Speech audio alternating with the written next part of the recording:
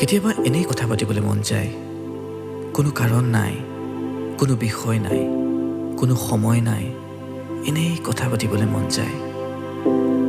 এই ধৰক ভালপোৱাৰ কথা, সমনীয়াহৰ কথা, চকুপানীৰ কথা, হাঁহিৰ কথা, জোনাকৰ কথা, এন্ধাৰৰ কথা, গানৰ কথা, উপন্যাসৰ কথা, আজিৰ কথা, এৰি অহা কালিৰ কথা, অথবা আহিব লগা কাইলৈৰ কথা। অৰ্ণগল পাতি যাবলৈ মন যায়, বুকুখন পাতল নোহোৱালৈকে কথা পাতি থাকিবলৈকে মন যায়।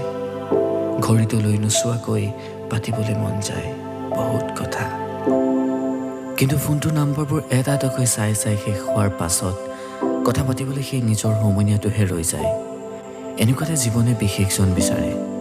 নাই নাই, প্ৰেম বুলি কৈ ভুল নকৰিব, তেওঁ যিকোনো হ'ব পাৰে, কোনোবা বন্ধু নাইবা পৰিয়াল, মাত্ৰ বিচাৰৰ তোলাচনীত অনুভৱৰ দৰদাম নকৰা এজন হওক, সময়ৰ আলোচনীত আৱেগৰে কৌতুক নিলিখা এজন হওক, সেয়াই যথেষ্ট। যদি আপোনাৰ কাষত এনে কোনো আছে, বৰ যতনেৰে ৰাখক, কাৰণ নিজে নিজৰ বন্ধু হোৱা মানুহবোৰে যিমান বাহিৰে কঠিন হ'লেও ভিতৰি এখন যন্ত্ৰণাৰ নৈত উপঙি ফুৰে সংগোপনে।